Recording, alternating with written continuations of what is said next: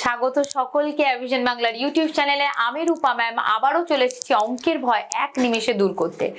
তাহলে তার আগে সবার আগে বলি শুভ সন্ধ্যা। সকলে কেমন আছো? আশা করি ভালো আছো, আমিও খুব ভালো আছি। তাহলে দেখো, লাস্ট ফ্রাইডে আমাদের লাইভ ক্লাস ছিল কিসের ওপর? অ্যাভারেজের ওপর, তাই তো? তাহলে সেই লাইভ ক্লাসটার ওপর আমি বেসিক ক্লাস করিয়ে দিয়েছিলাম। আজকে আমরা ওটার ওপরেই কোশ্চেন সলভ করব। তো চ্যাপ্টারটার নাম কি? চ্যাপ্টারটার নাম হচ্ছে অ্যাভারেজ। আর যেমন কিনা তোমরা প্রত্যেকে জানো, WBCS আমাদের নতুন খবর দিয়ে দিয়েছে। সেটা হচ্ছে আমাদের জুলাই মাসের শেষের দিকে কিংবা অগস্ট মাসের প্রথম দিকে হয়তো আমাদের নোটিফিকেশন আউট হচ্ছে। সাথে পরীক্ষাটাও এবছরে হবে। সাথে আরো অফার আছে, সেটা হচ্ছে অলরেডি যেটা আগে আমরা পেয়ে গেছিলাম, সেটা হচ্ছে ক্লার্কশিপ আর মিসেলেনিয়াস বাকি আছে। তার মানে আমরা ধরেই নিতে পারি যে ভোটের পর আমাদের এক্সামটা হয়ে যাবে।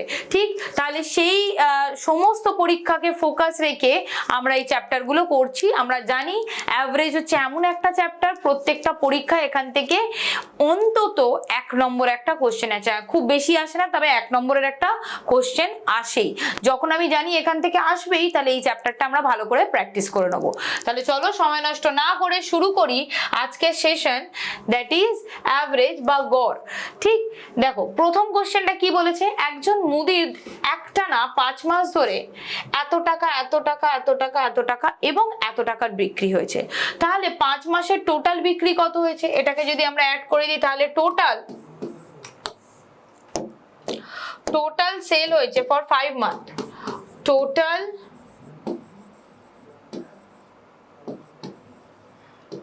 ফর 5 মান্থ কত টাকা সেল হয়েছে? দেখো অ্যাড করে দেবো। 6435 6927 6855 7230 এবং 6562। তাহলে যদি অ্যাড করে নিই, এখানে কত? 5 5 10, 10 আর 9 19, হাতে রইল 1, 3 2 5, 5 5 10, 10 আর 9 19, 19 আর 1 20, হাতে 2, 9 4 13, 13 আর 8 হচ্ছে 21, 21 আর 7 হচ্ছে 28, 28 আর 2 হচ্ছে 29, হাতে 2, এদিকে 6 6 6 18, 18 আর 7 হচ্ছে কত? 25, 25 আর 6 কত? 31, 31 আর 2 কত? 33। তাহলে 33909, এটা হচ্ছে আমাদের কি?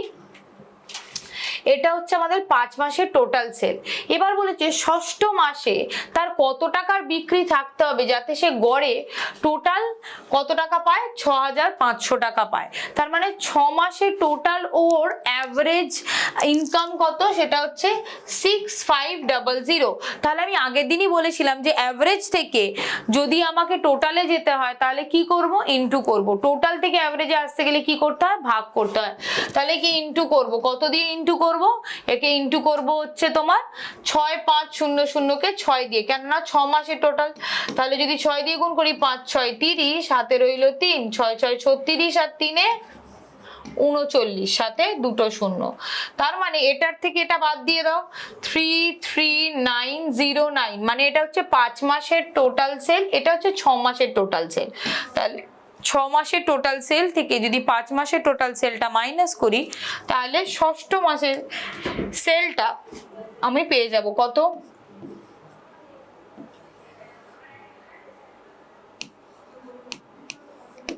5091, তাই তো? 5091। আচ্ছা, এখানে একটু আমি দেখে নিই। 6435 6927 6855 7230 and 6562। আচ্ছা, একটু একটা আমি দেখে নিই। 5 7, এদিকে 5 5 10, 7 আর 2 9, 19, হাতে রইল কত? 1, এদিকে 3 2 5, 5 5 10, 10 আর এদিকে হচ্ছে 9, মানে হচ্ছে কত? 19, 19 আর 1 20, হাতে কত রইল? 2, এদিকে হচ্ছে তোমার কত? 4 3 9 4 হচ্ছে 13, 13 8 কত হয়? 13 8 হচ্ছে 21, 21 আর 2 কত? 23, 23 আর 5 কত? 28, 28 আর 2 হচ্ছে 30, 28 আর 2 হচ্ছে 30, হাতে কত?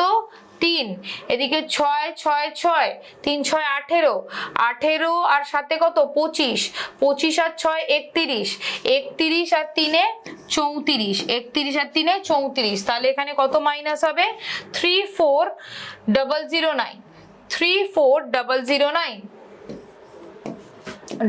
009, তাহলে মাইনাস করলে 1, এখানে কত 9, এখানে কত 1 গেলে হচ্ছে 9, আর এখানে 4, তাহলে 4991 option number A. Clear?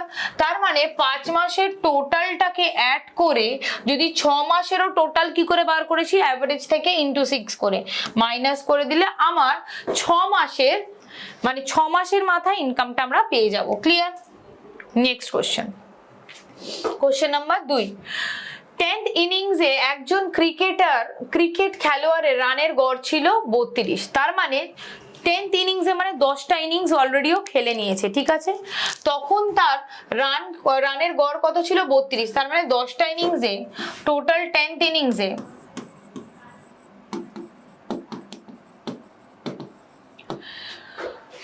Run কত ছিল 32 into 10, that is 320। তার পরের ইনিংসে তাকে কত রান করতে হবে যাতে তার রানের গড় 4 বৃদ্ধি পায়, মানে আগের রান কত ছিল 32, ঠিক আছে? তার সাথে আরো 4 যদি বৃদ্ধি পায় তাহলে আমার গড়টা কত 36। তাহলে বলেছে তার পরের ইনিংসে, তার মানে পরের ইনিংস মানে 10টার পরে কত নম্বর ইনিংস, 11 নম্বর ইনিংস, তাহলে 11 নম্বর ইনিংস অবধি যদি তার অ্যাভারেজ হয় হচ্ছে 36, তাহলে টোটাল কত ইন্টু 11, এদিকে ইন্টু 11 করলে কত 6 9 3, তাই তো? তার মানে জানতে চেয়েছে কি যে 11তম ইনিংসে কত রান, এটা দেখো 11তম ইনিংস অবধি রান হচ্ছে 396, 10তম ইনিংস অবধি রান হচ্ছে 320, তো 11তম ইনিংস অবধি টোটাল রান থেকে 10তম ইনিংসের রানটা বাদ দিলে 11th ইনিংসেও কত রান করেছে সেটা পেয়ে যাব। কত 396 থেকে 320 মাইনাস করে দাও, কত হবে 76, অপশন নাম্বার এ। ক্লিয়ার? আশা করি অসুবিধা নেই। আর এই অ্যাভারেজের কোশ্চেনে কিন্তু ইনিংসের কোশ্চেন দেবেই, সেটা আমি আগের দিনও করিয়েছিলাম। ক্লিয়ার? নেক্সট কোশ্চেন দেখো কি বলেছে, একজন ছাত্রের নম্বর ভুলভাবে 63 পরিবর্তে 83 হিসাবে প্রবেশ করানো হয়েছিল। এগুলো কিন্তু পরীক্ষার মানে কম্পিটিটিভে হয় না, বলো, শুধুমাত্র আগেকার দিনেই হতো বা অঙ্কে দিয়েছে। তার মানে 63 এর পরিবর্তে 83 কেউ যদি পাস না করে তার কাট অফ মার্কস ক্লিয়ার হয়ে যাবে। পেয়েছে তো বলছে এর কারণে ক্লাসের গড় নম্বর অর্ধেক বেড়ে গেছে। ক্লাসে ছাত্রদের সংখ্যা কত?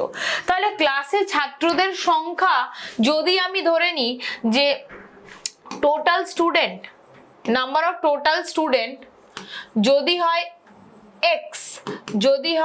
x, তাহলে প্রত্যেকের নাম্বার যদি মানে গড় যদি আধা করে বেড়ে যায় তাহলে x জন স্টুডেন্টের টোটাল কত বেড়ে যাবে, দ্যাট ইজ x/2 বেড়ে যাবে, x/2 বেড়ে যাবে।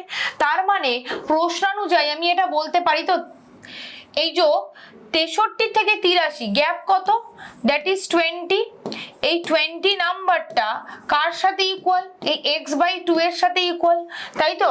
x/2 এর সাথে ইকুয়াল, তাহলে x এর ভ্যালু কত 20 × 2 40। বুঝতে পারলে কেন করলাম না? এই ডিফারেন্সটা কার সাথে ইকুয়াল না, এই যে এই গড়টা থেকে আমি পেয়ে গেছি, বলছে প্রতিটা স্টুডেন্টের গড় কত বেড়ে যাবে, টোটাল গড়টা অর্ধেক বেড়ে যাবে। তাহলে টোটাল যদি অর্ধেক বেড়ে যায়, আমি যদি ধরে নিই x জন স্টুডেন্ট আছে, তাহলে টোটাল কত বাড়বে x × হাফ মানে x/2, তাহলে টোটাল নাম্বারটা এতটা বেড়ে গেল কিসের জন্য, ওই 63 থেকে 83 হয়ে গেছে। তাহলে 20টা ইজ ইকুয়ালস টু x/2, তাহলে x ইজ ইকুয়ালস টু 40। জিজ্ঞাসা করেছে যে ক্লাসে ছাত্রদের সংখ্যা কত, আমি ধরে নিয়েছিলাম ক্লাসে ছাত্রদের সংখ্যা x, তাহলে x এর ভ্যালু আমার কত বেরোলো 40। ক্লিয়ার? চলো নেক্সট কোশ্চেন, কোশ্চেন নাম্বার 4 কি বলেছে দেখো, 65 কেজি ওজনের একজনের জায়গায় একজন নতুন ব্যক্তি এলে 8 জন ব্যক্তির গড় ওজন 2.5 কেজি বৃদ্ধি পায়। নতুন ব্যক্তিটির ওজন কত হবে? মানে টোটাল কতজন লোক ছিল? 8 জন লোক ছিল। তো একজন গেছে আর একজন এসছে, তার মানে নাম্বার অফ পার্সনে কোনো রকম চেঞ্জেস হয়নি। আগেও 8 জন ছিল, এখনো 8 জন আছে, ঠিক? তাহলে বলেছে ওই নতুন জন আসায় আমাদের গড় ওজন কত বেড়ে গেছে? 2.5। তার মানে টোটাল ওজন কত বেড়ে গেছে? যদি গড় ওজন বেড়ে যায় 2.5, তাহলে 8 জনের টোটাল ওজন কত বেড়ে যাবে? 8 দিয়ে গুণ করে দেবো, কত হবে? 8 5 8 40, হাতে 4, 8 দুগুণে 16, 20 পয়েন্ট চলে গেল। তার মানে 20 কেজি ওজন বেড়ে গেছে। তাহলে নতুন ব্যক্তিটির ওজন কত হবে? নতুন ব্যক্তিটির ওজন কত হবে? এই 65 প্লাস এই যে 20, সেটা হচ্ছে কত? 85। কোনো এক্স ধরার প্রয়োজন নেই, কেননা 65 কেজির পরিবর্তে গেছে, তার মানে 65টা তো এক্সটেন্ডেড, তাই না? 65টা তো রয়ে গেছে, ওর বদলি একজন গেছে, তার ফলে 2.5 কত কেজি অ্যাভারেজ বেড়ে গেছে। তার মানে আগেরটা তো সেমই আছে, তার সাথে আরো 2.5 বেড়েছে। তার মানে এক্সট্রা যেটা বেড়েছে তার সাথে যদি 65টা অ্যাড করে দিই, তাহলে নতুন যে এসছে তার ওজন পেয়ে যাব। নতুন যে এসছে তার ওজন কত? 85 কেজি। ক্লিয়ার? চলো কোশ্চেন নাম্বার 5 কি বলেছে দেখো। এই কোশ্চেন গুলো খুব আসে, এই কোশ্চেন গুলো ভীষণ আসে। The average of 5 consecutive odd number is 61. What is the difference between the highest and the lowest number? তাহলে দেখো, দুটো ক্রমিক বিজোড় সংখ্যার মধ্যে পার্থক্য বা জোড় সংখ্যার মধ্যে অনেকেই ভাবে যে বিজোড় সংখ্যা মানে 1 3 5 7 এগুলো ঠিক আছে, বাট 1 থেকে 3 এর পার্থক্য কত? 2। 3 থেকে 5 এর পার্থক্য কত? 2, তাই তো? তার মানে আবার দেখো, যদি জোড় সংখ্যা ধরি 2 4 6 8, এদেরও গ্যাপ কত? এদেরও গ্যাপ হচ্ছে 2 2 করে, তাই তো? তার মানে জোড় সংখ্যা হোক কিংবা বিজোড় সংখ্যা হোক, একে অপরের সাথে গ্যাপ কত? যদি তারা ক্রমিক বিজোড় বা ক্রমিক জোড় হয় বা কনজিকিউটিভ নাম্বার থাকে, তাহলে সেটা কত হয়? 2 হয়। ক্লিয়ার? এই অবধি আশা করি ডাউট নেই। তাহলে প্রথম সংখ্যাটাকে যদি আমি x ধরি, তারপরটাকে কত ধরবো? x + 2, তারপরটাকে কত ধরবো? x + 4, দেন x + 6, দেন x + 8, x + 8, তাই তো? তাহলে টোটাল 5টা বলেছে, 1 2 3 4 5। এটা যদি আমাকে ক্রমিক বিজোড়ের বদলে ক্রমিক জোড়ও বলতো, তখন আমি x ধরতাম, x + 2 ধরতাম, x + 4। কেন না? দেখো, আমি যদি 1 3 5 7, তার মানে 1 থেকে 3 এর গ্যাপ কত? 2। তার মানে আমি বলতে পারতাম তো 1 + 2 3, তাহলেই তো সেটা লিখেছি। x এর সাথে পরের নাম্বারটা কত এসছে?